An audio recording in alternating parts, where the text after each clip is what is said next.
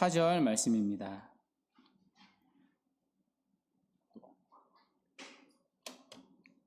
로마서 8장 1절에서 4절 말씀입니다.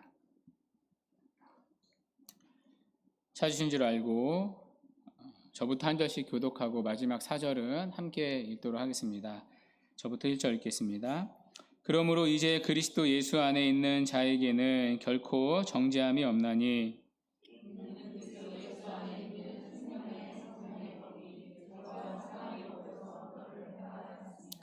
율법이 육신으로 말미암아 연약하여 할 수 없는 그것을 하나님은 하시나니 곧 죄로 말미암아 자기 아들을 죄 있는 육신의 모양으로 보내어 육신의 죄를 정하사 육신을 따르지 않고 그 영을 따라 행하는 우리에게 율법의 요구가 이루어지게 하려 하심이니라. 아멘. 오늘 본문은 로마서 8장입니다. 이제 8장까지 왔는데요. 8장은 참 중요한 장입니다. 아니 목사님 뭐 다 중요하다고 하면 어떻게 합니까? 언제는 1장 17절이 중요하다고 하고 언제는 3장 21절이 로마서의 핵심 구절이라 하고 이제는 8장이 중요하다고 하면 뭐 다 중요한 장 아닙니까? 맞습니다. 다 중요합니다. 모든 성경은 하나님의 영감으로 쓰여진 책이기 때문에 이 로마서도 모든 장이 중요합니다. 그러나 그 가운데에서도 8장은 더 중요합니다. 산으로 비유하자면 이 로마서가 성경의 히말리아 산맥이라면 로마서 8장은 히말리아 산맥의 가장 높은 봉우리인 에베레스트 산과 같다고 할 수 있습니다. 마틴 로이드 존스는 이렇게 말했습니다. 성경의 책들 중에서 가장 빛나는 보석은 로마서이다. 그 중에서도 로마서 8장이야말로 가장 환히 빛나는 보석이다. 그러니까 보석 중에 보석이 로마서 8장이라고 했습니다. 그러면서 그는 이렇게 말했습니다. 개인적으로 로마서에서 가장 중요한 장은 5장이고 가장 감동적인 장은 8장이다. 그러면 왜 8장이 가장 감동적인 장입니까? 바로 이 8장의 주제 때문입니다. 8장은 이 구원의 확실함을 다루기 때문입니다. 우리가 받은 구원이 절대적으로 안전하다는 이 주제를 다루기 때문입니다. 존 스토트는 이렇게 말했습니다. 8장의 지배적인 주제는 하나님의 자녀들이 누리는 절대적인 안전이라는 주제이다. 마틴 로이드 존스도 이렇게 말했습니다. 8장의 주제는 그리스도인의 안전함이다. 그러니까 8장에서 우리는 우리가 받은 구원의 절대적인 안전을 보게 됩니다. 그런 이유로 이 8장은 구원받은 성도에게 있어서 가장 감동적인 장입니다.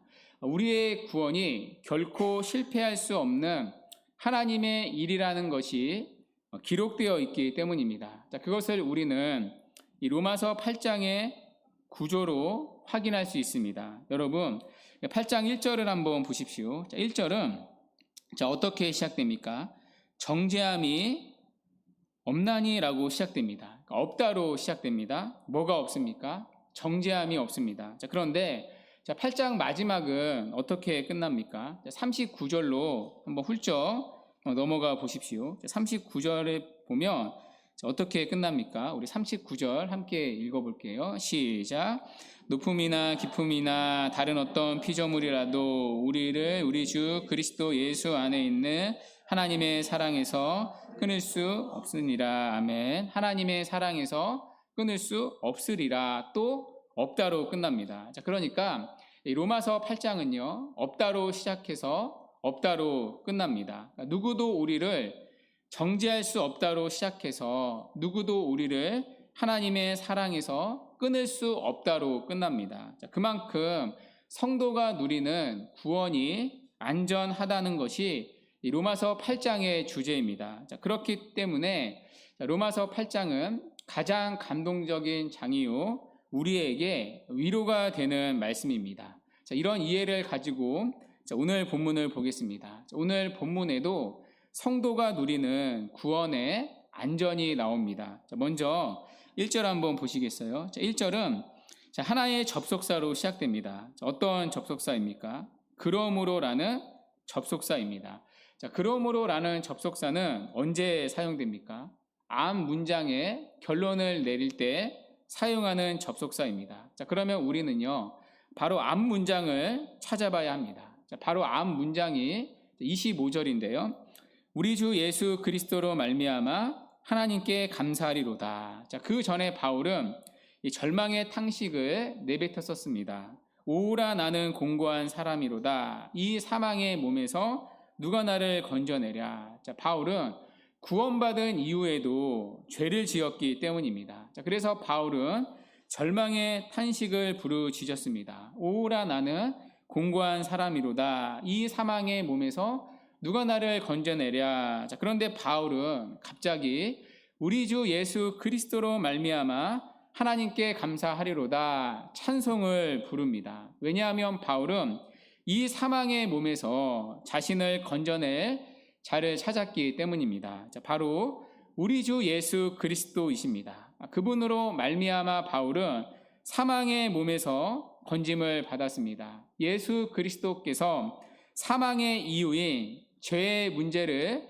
다 해결해 주셨기 때문입니다. 자, 그래서 오늘 본문 1절은 이렇게 시작됩니다. 그러므로 이제 그리스도 예수 안에 있는 자에게는 결코 정죄함이 없느니라. 여러분, 너무나 놀라운 선언이지 않습니까? 정죄함이 없다고 선언합니다. 예수를 믿어도 죄를 짓는 우리에게 정죄함이 없다고 선언합니다.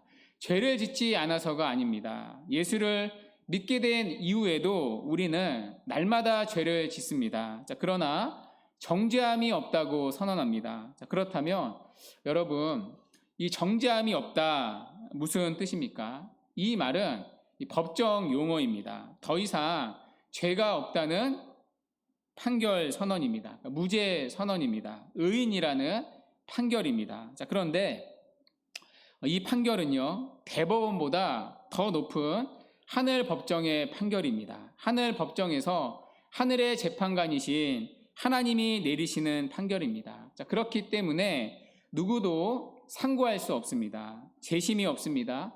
이 땅의 누구도 이 판결을 뒤집을 수 없습니다. 영원한 무죄 선언입니다. 절대 권위를 가지신 하나님이 내리신 판결이기 때문입니다. 자, 그렇기 때문에 어떠한 경우에도 하나님과의 관계가 끊어지지 않는다는 뜻입니다.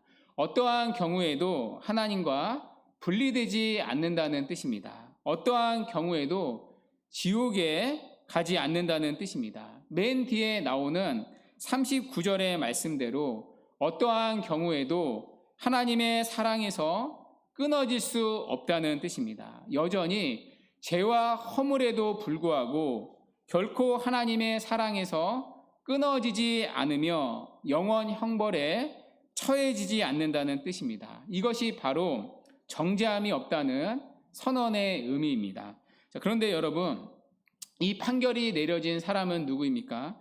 그리스도 예수 안에 있는 자에게는 이라고 말합니다. 그러니까 예수를 믿는 자들입니다. 예수를 믿으면 정죄함이 없다는 것입니다. 자, 그런데 여러분, 이 판결을 듣는 시제가 언제입니까? 1절에 보면 이제라고 말합니다. 죽어서가 아닙니다. 이제입니다. 예수를 믿는 오늘입니다. 현재입니다. 이 땅에서 우리는 이미 판결이 끝난 자입니다. 너는 죄 없다. 너는 이미 의인이다. 하늘 법정에서의 재판이 이미 끝난 자입니다. 여러분, 놀랍지 않습니까? 성경에 따르면 사람이 죽으면 하나님의 심판을 받습니다. 심판을 받는다는 말은 하나님의 심판대 앞에 서게 된다는 뜻입니다. 하늘 법정에 서게 된다는 뜻입니다. 모든 사람은 하늘 법정에 서게 될 것입니다. 그날에 모든 사람들은 자기의 죄를 따라 심판을 받습니다. 자, 그러나 믿는 우리는 어떻습니까? 최후의 판결이 이미 끝난 자입니다. 죽어봐야 아는 자들이 아닙니다. 우리는 이미 예수님을 믿을 때 판결이 끝난 자입니다. 마지막에 받을 판결을 우리는 이미 앞당겨서 받은 자들입니다. 예수님을 믿을 때 우리는 의롭다 여김을 받았기 때문입니다. 너는 죄 없다. 너는 의인이다. 이미 믿음으로 말미암아 이신 칭의의 판결을 받았기 때문입니다. 믿는 우리는 이미 이 땅에서 재판이 끝났습니다. 예수를 믿을 때 이미 우리는 재판이 끝났습니다. 이미 우리는 하나님의 자녀라는 판결, 즉 의롭다는 판결이 내려졌습니다. 여러분, 놀라운 은혜 아닙니까? 믿는 우리는 이미 사망에서 생명으로 옮겨진 자들입니다. 골로새서 1장 13절의 표현대로 예수를 믿는 즉시 우리는 흑암의 권세에서, 지옥의 권세에서 하나님의 사랑의 아들의 나라로, 천국으로 이미 옮겨진 자들입니다. 사단의 지배 아래서 그리스도의 지배 아래로 이미 옮겨진 자들입니다. 그렇기 때문에 이 판결은 결코 취소되지 않습니다. 번복되지 않습니다. 누구도 뒤집을 수 없습니다. 우리의 어떠함 때문에 빼앗기지 않습니다. 자, 그래서 사도 바울은 뭐라고 말합니까? 결코 정죄함이 없다고 말합니다. 여러분, 이 결코라는 말에 주목해 보십시오. 결코입니다. 여러분, 왔다 갔다 하는 게 아닙니다. 정죄를 당했다가 정죄함이 없다가 왔다 갔다 하는 게 아닙니다. 단 한 번이라도 정죄함이 없다는 것입니다. 그리스도 안에서는 아예 정죄함이 없다는 것입니다. 우리가 잘하면 정죄받지 않다가 우리가 잘못하면 다시 정죄 아래로 들어가는 게 아닙니다.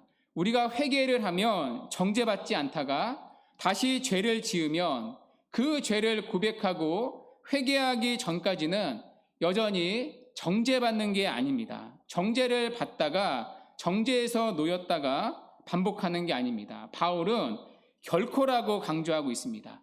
그리스도 안에 있는 자에게는 결코 정죄함이 없나니, 우리가 예수 그리스도를 믿는 순간 정죄함은 영원히 사라집니다. 우리는 그리스도 예수 안에서 언제나 너는 죄 없다, 너는 의인이다, 하나님의 사랑에 판결의 선언을 듣습니다.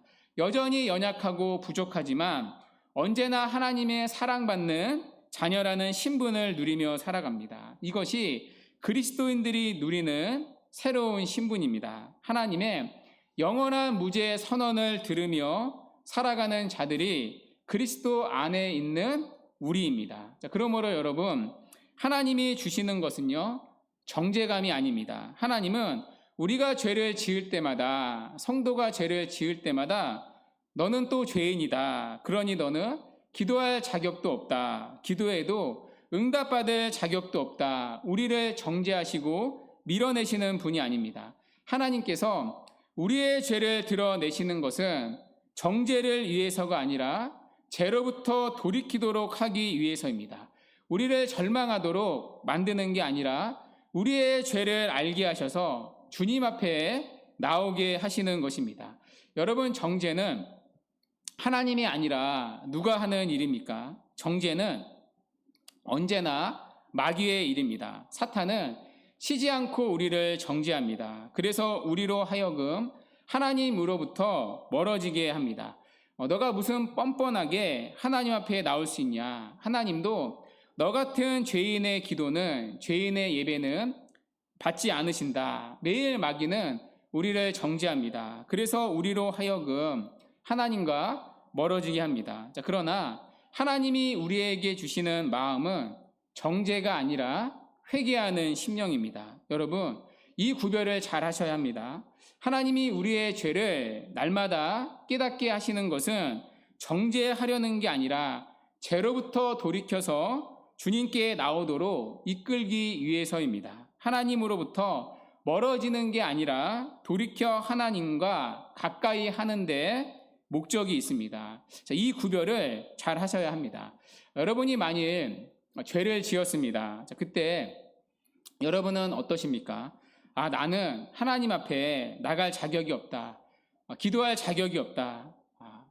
오늘은 예배할 자격도 없다. 나 같은 사람은 하나님도 기뻐하지 않으실 거다. 내가 무슨 자격으로 하나님께 나아가나. 그런 죄책감을 가지고 하나님과 멀어진다면 그건 마귀가 하는 일입니다. 정죄는 언제나 마귀의 일입니다. 하나님은 예수 믿는 우리를 정죄하지 않으십니다. 자, 그렇기 때문에 우리는 죄를 깨달을 때마다 어떻게 해야 합니까? 하나님, 제가 또 죄를 지었습니다. 예수님 없이는 그렇기 때문에 저는 오늘도 살 수가 없습니다. 저를 불쌍히 여겨 주시옵소서. 저는 죄인입니다. 이렇게 기도하면서 하나님께 더 가까이 가야 합니다. 자, 그러면서 다시 복음의 은혜를 힘입어서 죄를 버리고 하나님께 가까이 나아가는 것입니다. 죄 때문에 하나님과 멀어지는 게 아니라 하나님께 더 가까이 가는 겁니다. 왜냐하면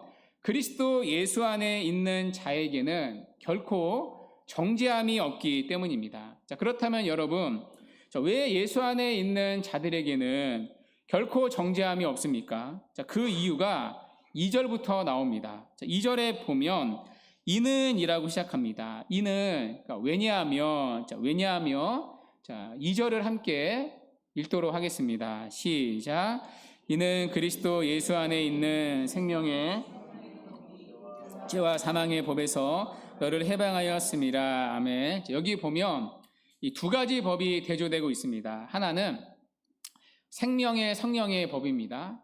다른 하나는 죄와 사망의 법입니다.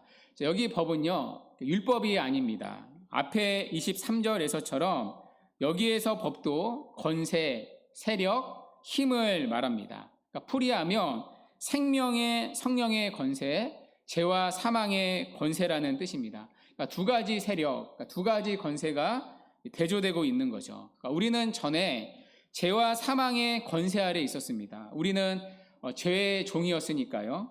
죄의 지배 아래, 즉 죄의 권세 아래 있었기 때문에 죄를 지으며 살았습니다. 자, 그 죄의 결과는 사망이기 때문에 죄와 사망의 법 아래에 있었습니다. 자, 그러나 성령의 권세가 우리를 죄와 사망의 법에서 해방시켜 주었습니다. 골로새서 1장 13절의 표현으로는 우리를 흑암의 권세, 마귀의 권세에서 해방시켜 하나님의 사랑의 아들의 나라로 옮겨 주었습니다. 자, 특별히 바울은요, 이 성령의 권세를 뭐라고 표현합니까? 생명의 성령의 권세라고 말합니다. 그러니까 죽음과 반대되는 의미인 거죠. 생명의 성령의 권세. 자, 성령은 생명의 영이기 때문입니다. 그러니까 성령이 가는 곳마다 생명의 역사가 이렇게 일어나지 않습니까? 그러니까 성령은 생명을 주시는 분이기 때문에 바울은 생명의 성령의 권세라고 말합니다. 그러니까 성령 하나님은 그리스도 안에 있는 자들에게 생명을 주십니다. 전에 우리는 이 죄와 사망의 권세 아래 있었습니다. 자, 그러나 우리가 예수를 믿게 되었을 때 성령 하나님은 그분의 능력과 권세로 우리를 죄와 사망의 세력에서 해방시켜 주었습니다.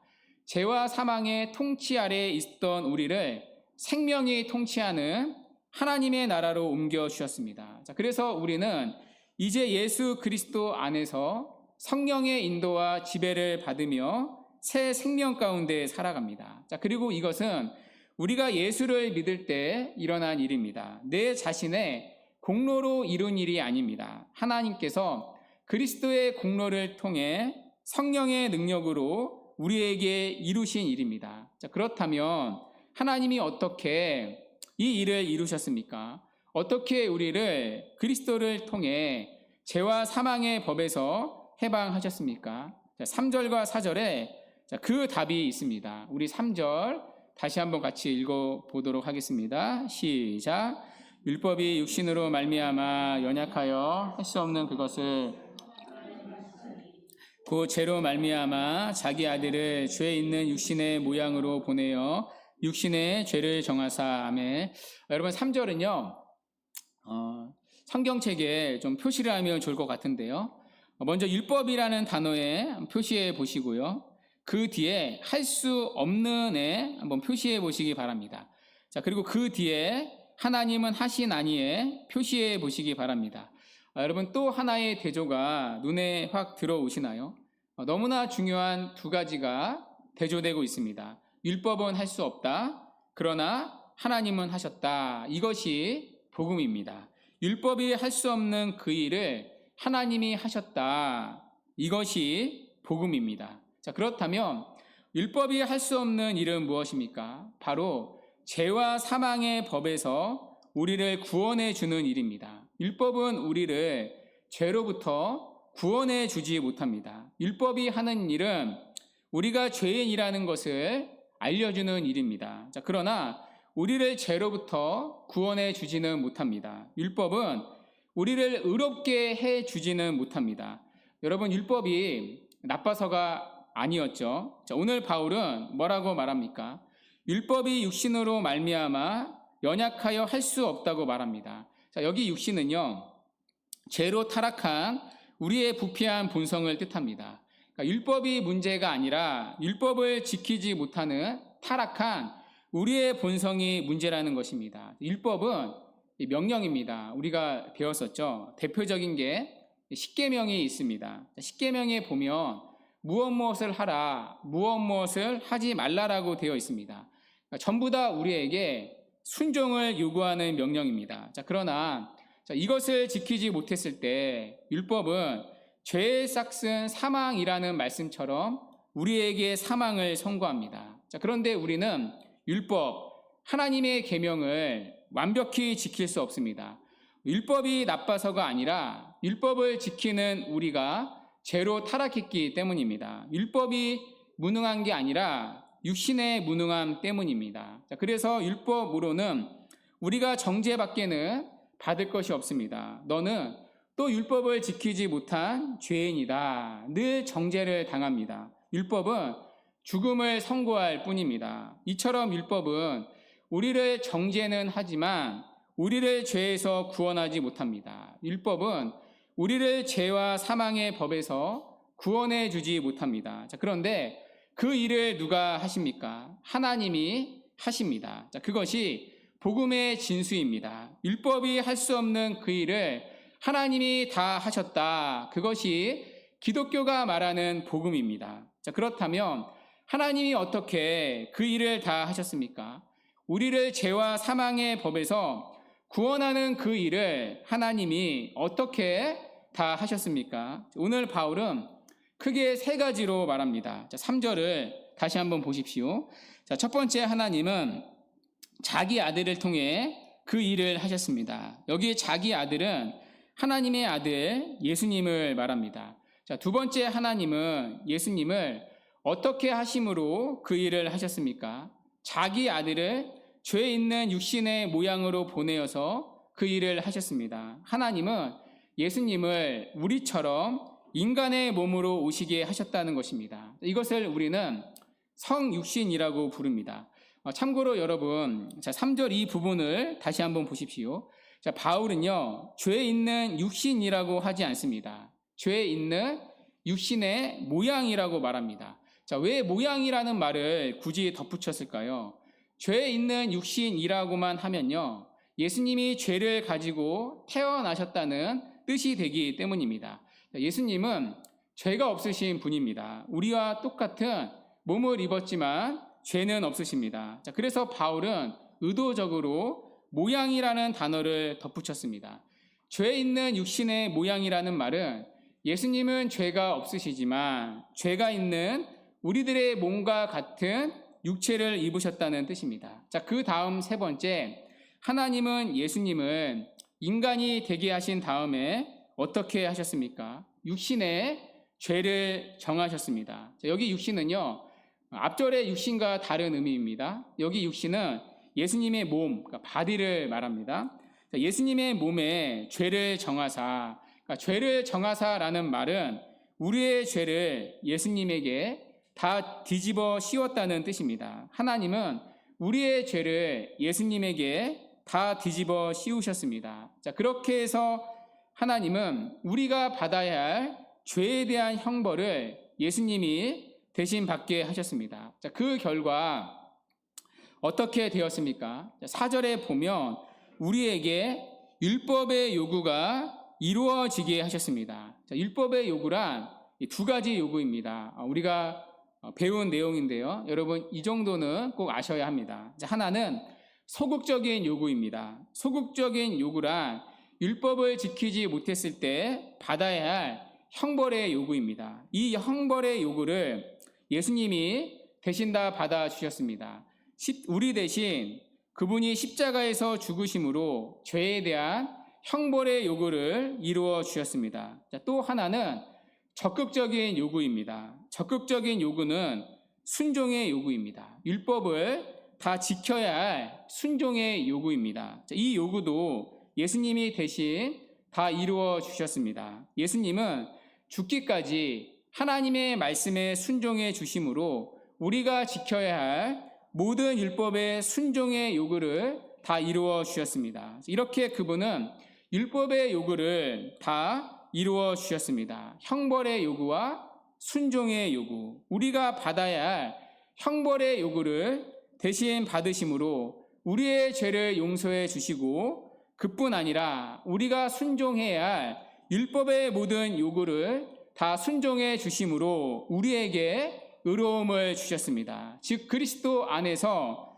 죄 용서만이 아니라 의인이라는 복되고 영광된 자리로 우리를 옮겨 주셨습니다. 이것이 복음입니다. 우리가 연약하여 할 수 없는 그 일을 하나님이 예수님을 통하여 다 하셨습니다. 그런데 이 일이 누구에게 일어난 일입니까? 4절에 육신을 따르지 않고 영을 따르는 우리에게 일어난 일입니다. 이 말은 신자를 가리키는 말입니다. 즉 예수를 믿는 자들에게 일어난 일입니다. 그래서 바울은 1절에서 이렇게 복음을 선포했던 것입니다. 그러므로 이제 그리스도 예수 안에 있는 자에게는 결코 정죄함이 없나니, 우리가 받아야 할 모든 죄에 대한 정죄를 예수님이 다 십자가에서 받으셨기 때문입니다. 뿐만 아니라 우리가 지켜야 할 모든 율법의 계명을 예수님께서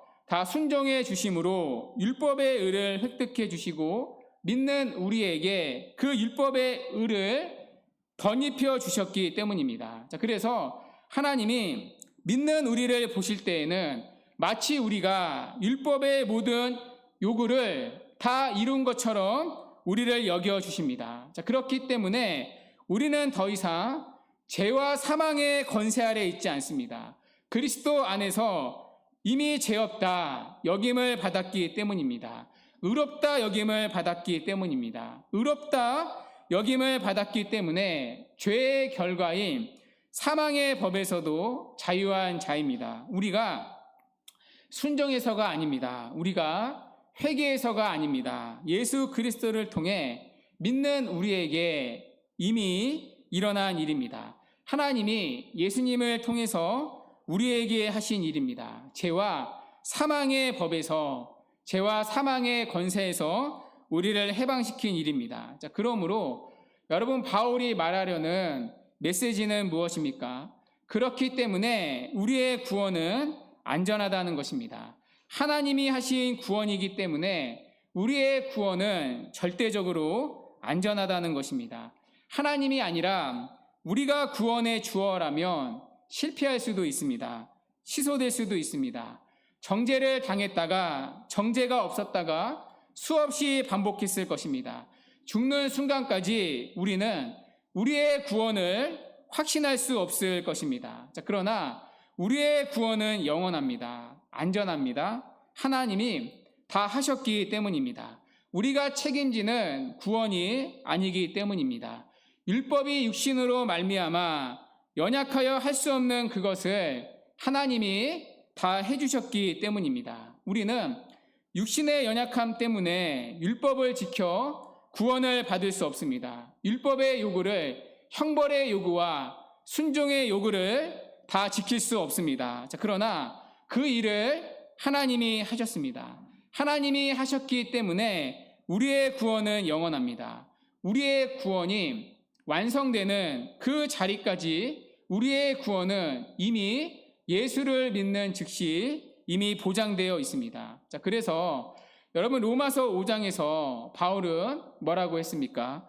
로마서 5장 3절 4절에 보면 우리가 환난 중에도 즐거워하나니 이는 환난은 인내를, 인내는 연단을, 연단은 소망을, 이루는 줄을 알미로다. 여러분, 놀라운 말씀이죠. 여러분, 환난이 무엇입니까? 환난이라는 것은 가장 인생의 나쁜 경우를 말합니다. 그러나 가장 나쁜 환경이나 처지에 처한다 할지라도 하나님의 구원은 중도에 취소되거나 실패하지 않는다는 것입니다. 오히려 환난을 당한다 할지라도 그 환난은 성도를 마침내 소망의 자리, 영광스러운 목표의 자리에 이르게 한다는 것입니다. 하나님 앞에 구원을 얻었으면 하나님은 그를 최종적인 영광의 자리에 세우기까지 쉬거나 중도에 포기하지 않는다는 것입니다.